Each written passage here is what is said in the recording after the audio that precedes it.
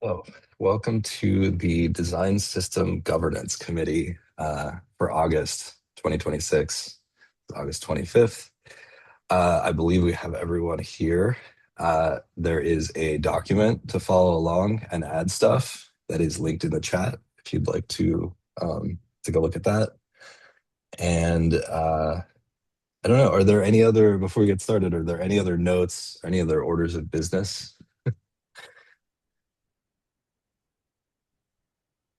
No. All right. In that case, I will kick it off to our very first agenda item after housekeeping. This is Laurel to welcome our new committee members. Awesome. Yeah. Laurel. So we have a couple new people on the committee. Oh, I have to take off Max. It's not. Whoop. Take Max off there. First, our community contributor Aslan. Aslan, do you want to come off mute and introduce yourself? Sure. I'm Aslan. I'm a UX designer. I have focused my career mostly on design system work and especially kind of on looking at design systems as social contracts. I have been kind of off and on involved as a volunteer in the Thunderbird UX world since 2019. Amazing. Thank you for joining us. Lovely. We also have one of our staff members joining. Chris, would you like to introduce yourself? Sure. Hello, everybody. I am Chris Aquino. I am now a product manager at Thunderbird. For the first 3 years with Thunderbird, I was a software engineer. Shifting gears, I'm very excited to work closely with the design system and see it succeed, especially as we use it more and more through our various web applications. Awesome. Welcome. It's very nice to have Welcome, some new everyone. new members. Yeah, that's great. Um, Todd, I guess since I'm the next one, I'll just keep rolling. How's that? Yeah, go for it. Told you this job would be easy.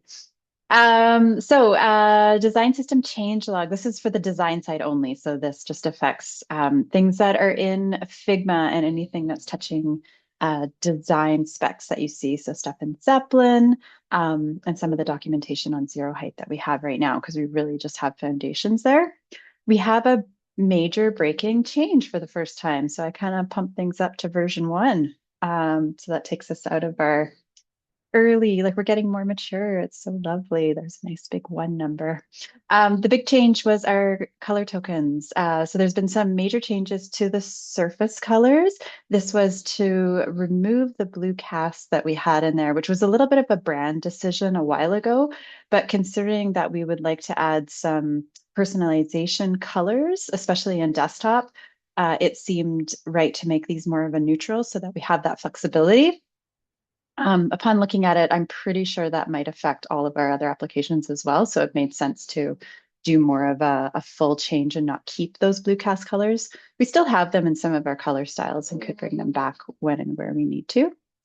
So those are all updated. That also meant that we had to change some of our text and icon variables as well. So those also have been updated.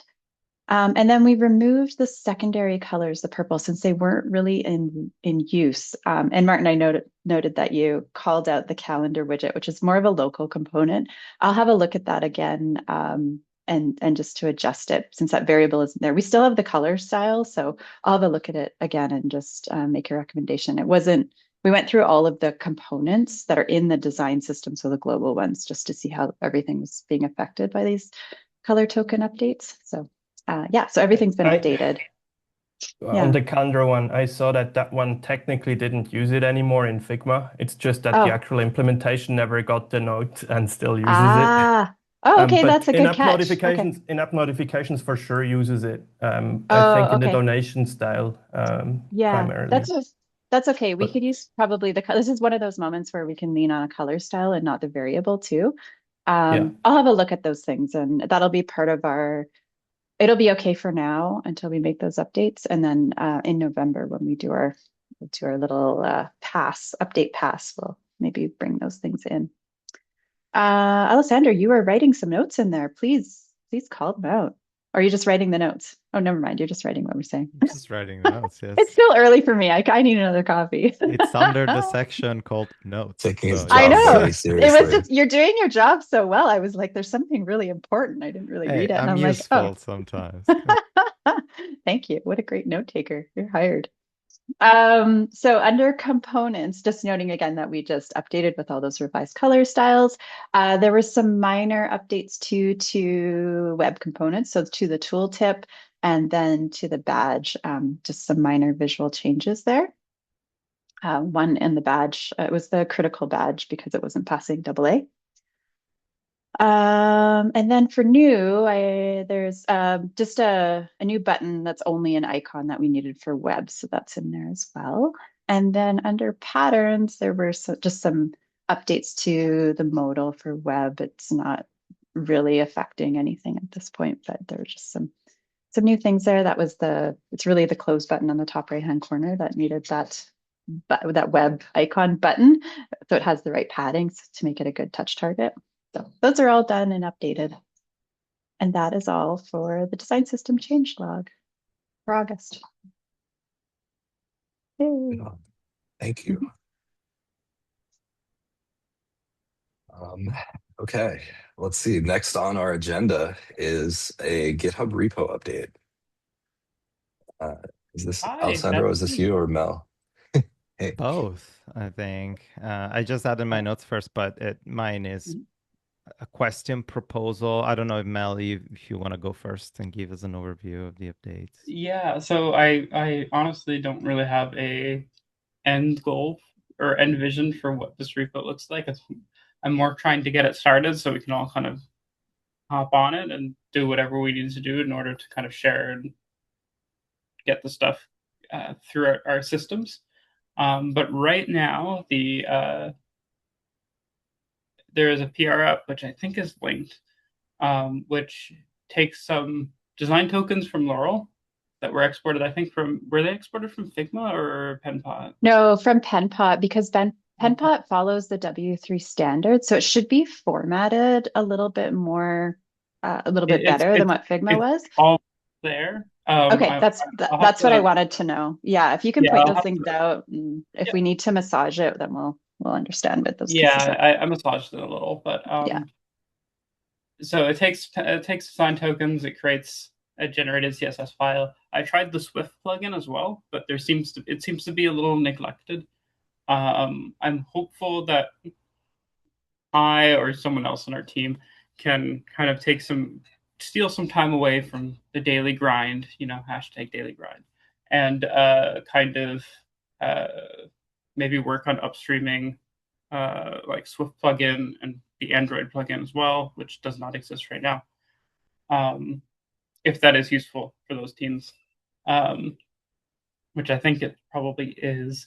But at least the CSS is generated, and I feel like it looks fairly good. It looks fairly usable. You can see an example. I've committed it to the pull request. I can also link out the actual file in the notes, which I will do in a minute. But yeah, Alessandro, you had a comment. Yes. Yeah, this is related to your initial point that it's not super clear about the end goal of this repository. I think this is definitely an experimentation situation right now. We'll see what works and what doesn't. My question is, now that we're all on GitHub, even desktop is on GitHub. My God, what a concept. What do people think about potentially having just a dedicated repository with just the converted pieces of like in CSS or Swift and Kotlin that we can just vendor as Git submodule? So on build or on Git pull, we already get the Git submodule of the design system. So we first, before implementing it or doing anything into the code, just the first objective is to pull the latest GitHub model design token. So we just start having those tokens in the code somewhere. I would argue no. Great. We should use package management solutions that are appropriate for individual projects. Especially in web, I assume that there are many places where we would rather have like a package that we can import in whatever sub project it is. And with desktop, I know that we'll want to vendor it and probably do some processing so we can have desktop specific things. I'm not sure the desktop specific things need to live in the shared repository, right? Like in desktop, we have fairly heavy use of light dark, the function that's not quite available on the web yet, right? Like stuff like that, where we have opinions on the desktop that are desktop specific, I don't think makes sense to have in a separate repository. I think that's more of a vendoring step for us on desktop. So Yeah. having a shared Git submodule doesn't make dependency management easier at all. Yeah. Whereas we usually already have some kind of dependency management, and publishing a package from this that matches whatever each project needs should be simpler, probably, and more scalable. Okay. So we do I the will say the tool we use does have kind of a customizable processing steps, which we Yep. will need to use anyway. So we could definitely vendor from like a GitHub CI action or something to specific platforms as needed, if that's the best way to do it. Otherwise, I'm happy to work with anyone on that as well. Yeah, so the thing is, like for desktop, we will probably run the build step when you vendor, right? That's usually how vendoring works for us. That's how our, in quotes, package management on desktop works. That's kind of my point, right? Like each kind of project has a different way to manage its dependencies, and I think we should first figure out how exactly that interface is going to be the best for each project. And I don't think submodules are necessarily going to be the universal solution there. Yeah, on the web side, we'll probably be using NPM, just because that's how we deploy currently the services UI, which is the shared component library for web. But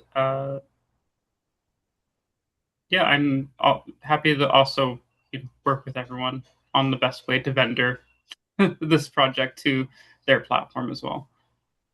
I'm I sorry think you both can't of use the Git submodules, Alessandro. I do like Git submodule.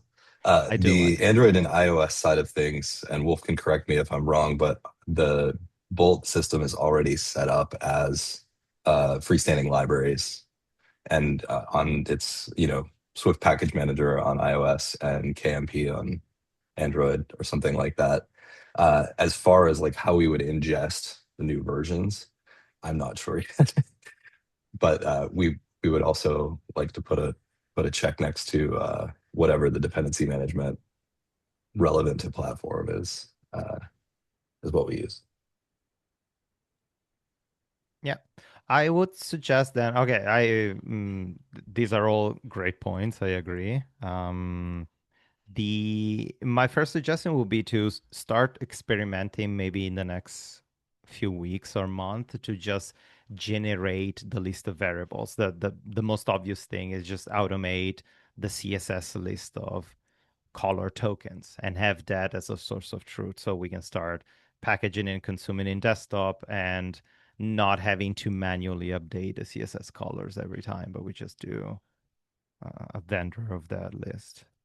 Yeah, that's totally the goal. At least for me, now that we have a somewhat real token list, I'm planning to try it out and see how that runs with desktop for sure.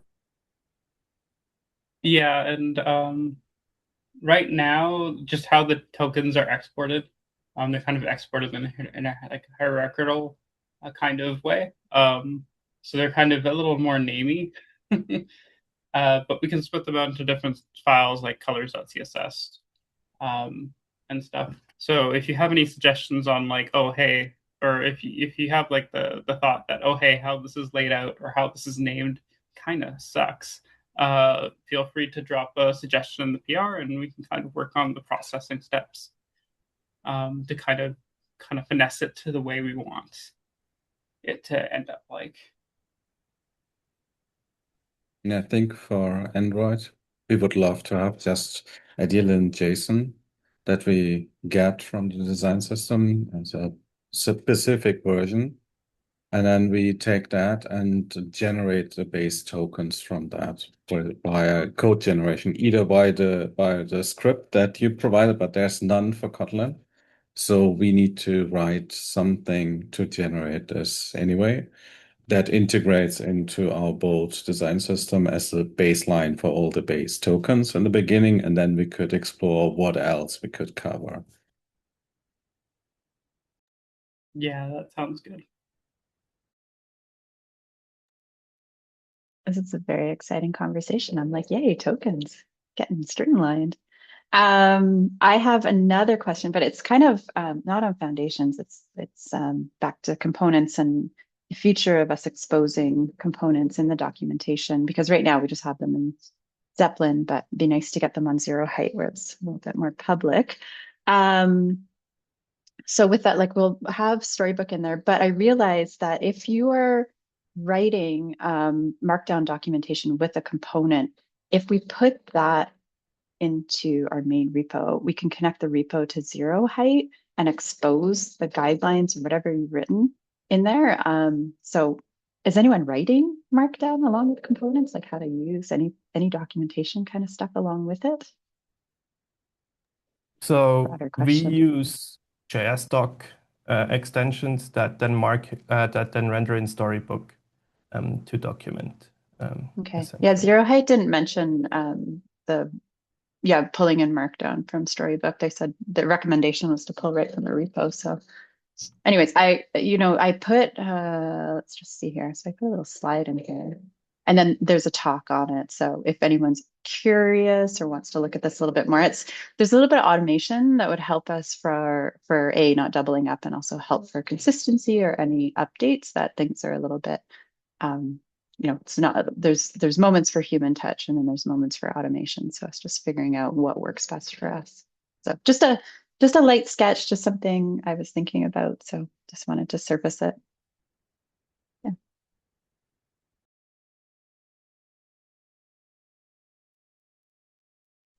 Do we have anything else we want to discuss related to the GitHub repo and the actual deployment of the systems? I don't think so, but if anyone wants to, get their hands in the pot, or another analogy on jumping in and on the fun, feel free. Feel free to comment. Feel free to add suggestions. Feel free to look into the tool itself. Always happy for contributions. Great hair. That's great. Okay, thank you. Next up on the agenda is Gustavo with logo updates. Yeah, thank you. Logo update. Yeah, thank you, Todd. I'll share my screen right now. And you can access the Figma link as well. Just click on logo concepts, but I can also share the link in the chat. Here. All right, I will be very concise. Let's start with some context. We need a specific logo for our design system. We were leveraging the ThunderMail identity, and for now we have a temporary logo. The screenshots you can see here are from the Bolt Design System website. I've been working on the new identity and we have some concepts for review. For the concepts I will show today, we're looking at the bolt as a connector, something that holds everything together. I'm not using the lightning bolt shape. You already have it on ThunderMail and also the Thunderbolt logos. We want to distinguish the design system identity and don't overuse the lightning shape. We'll have some icons and Thunderbird logo examples here on the right side.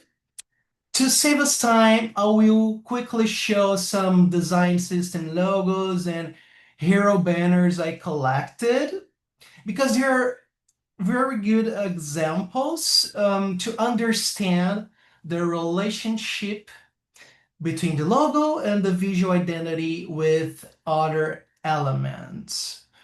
Let's check the bold explorations. I'll start here. Here we can see 7 logo concepts with variations, and I expect to get feedback from you. We can discuss visual direction, composition, balance, also shapes, typography, colors, any extra insights you have. Let's start with the general look at the concepts without much explanation. I want you to observe, and later we can collect your feedback. Now I will show you in more detail. I'll go one by one.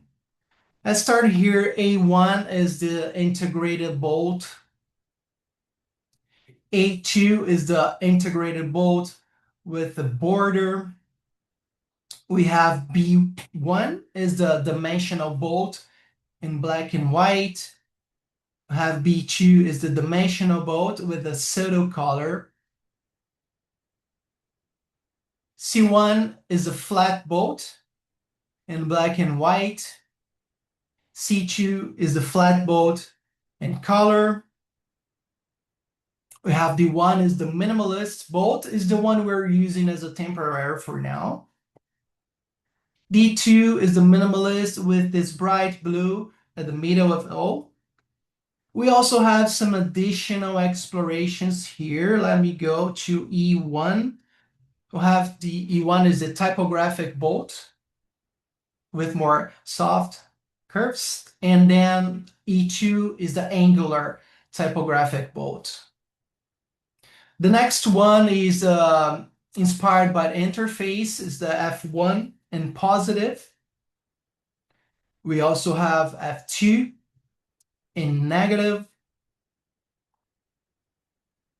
Then we have the G1 as the modular bolt, and G2 is the modular bolt with a pseudo border.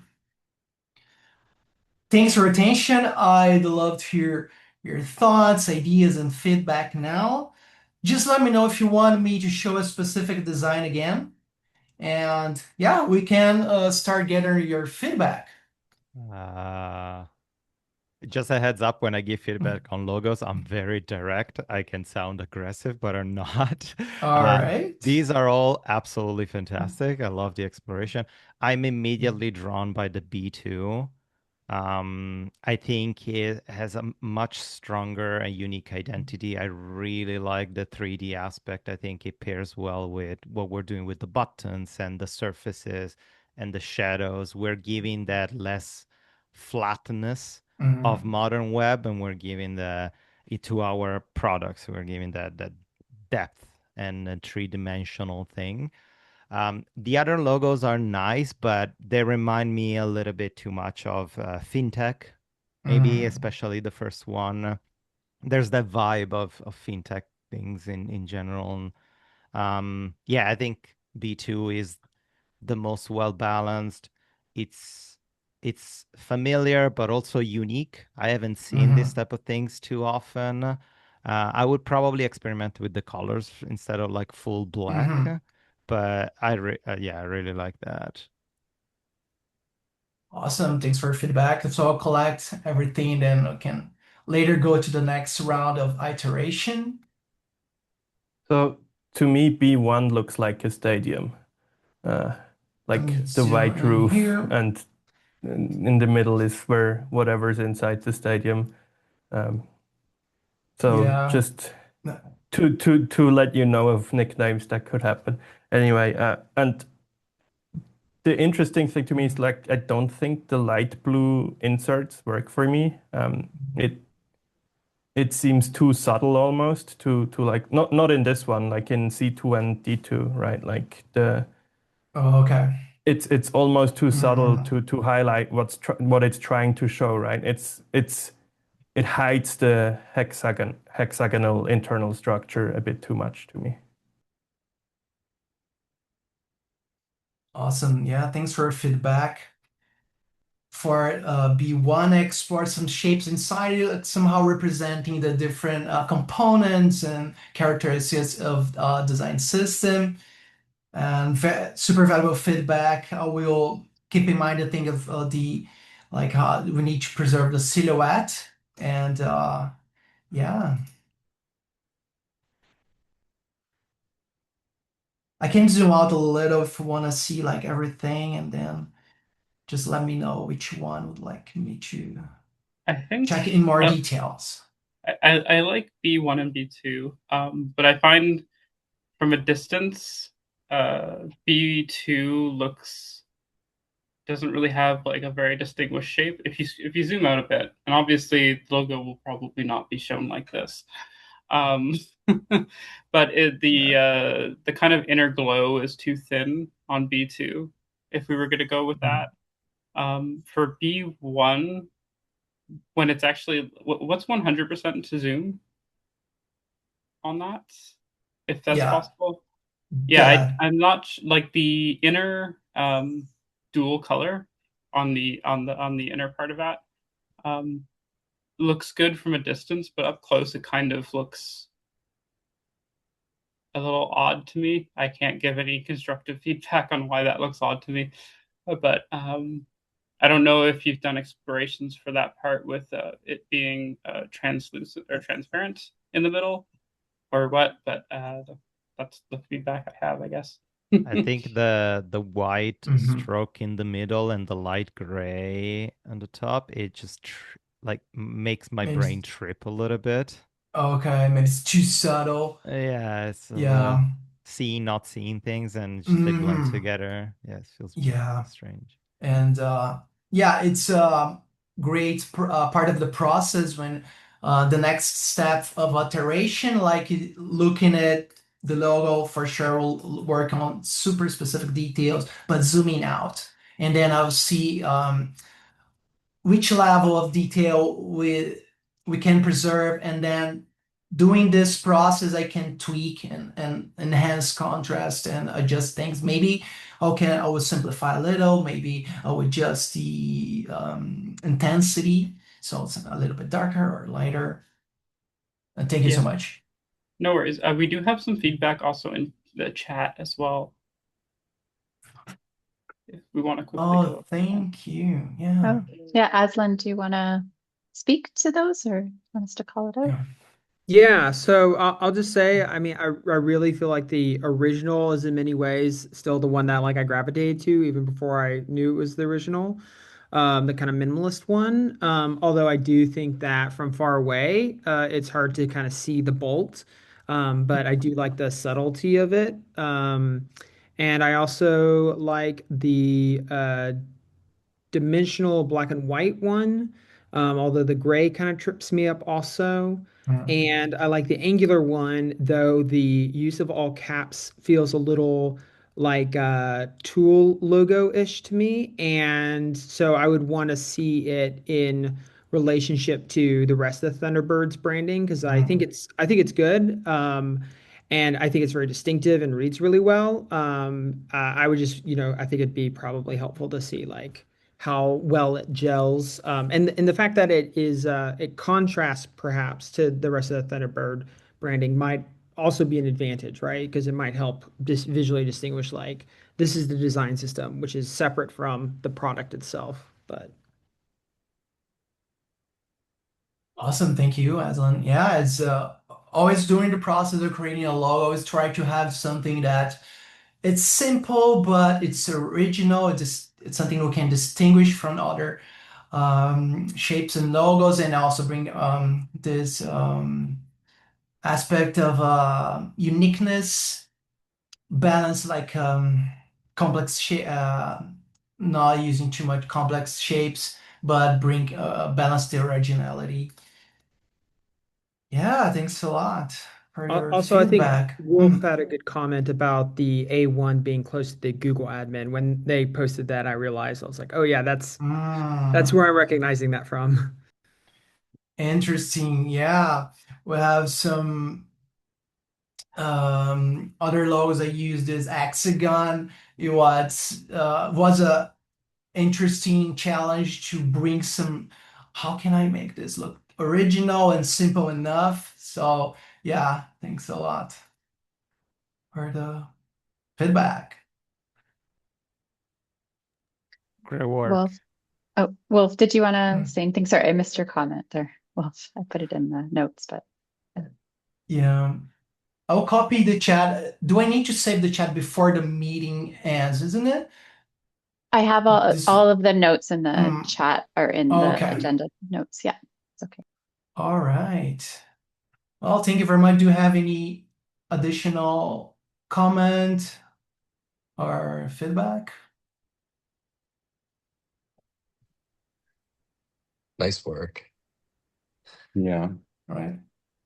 Well, And just mm, after thinking a little bit, I think as it's a design system logo, I think simplicity makes sense. The black and white is appealing. Maybe the shadows, like they're not really visible from far, but if you go close, then there is something, but not really visible. But I think, yeah, B1 or C1 is, I think, my favorite. What do we think about this being a like an internal logo, like more business to business? Like it can be super utilitarian. It doesn't have to be like shiny and consumer, like ultra low Fair. Yeah, it's a good fidelity or comment. something. Yeah, and it really can be distinct from Thunderbird. Doesn't have to line yeah. up with any of our Thunderbird branding. So yeah. As one example, this is the logo from the Google design system. So it's very different from other Google logos, even the Microsoft one. So it's yeah, we can like go to other direction.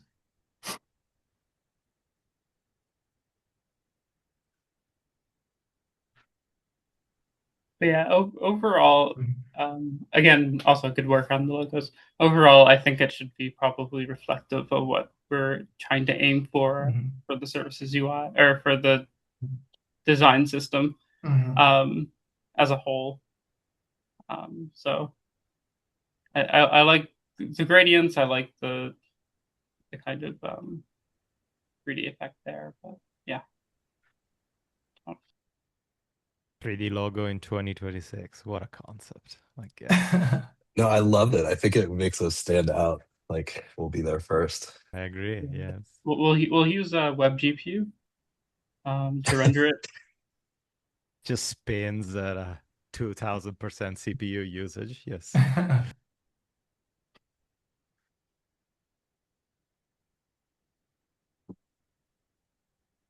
All All right. right.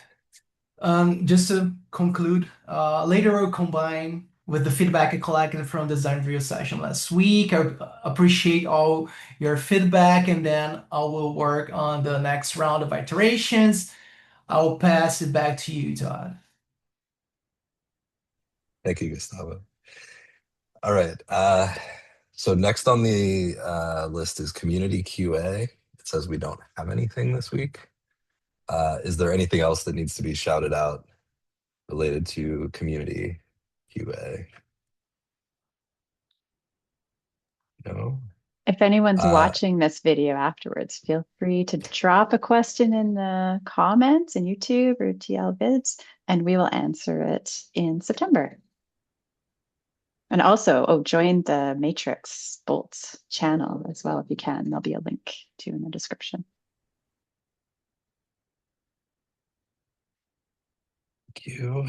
And we're down to who wants to do this next time, next month? Any volunteers? I volunteers tribute. Thank you. All right. I think that does it for our meeting. Thank you, everyone. Nice. Thank Thank you so really much, fun. Todd, for facilitating. Yeah, fantastic. I will stop the recording. Adios.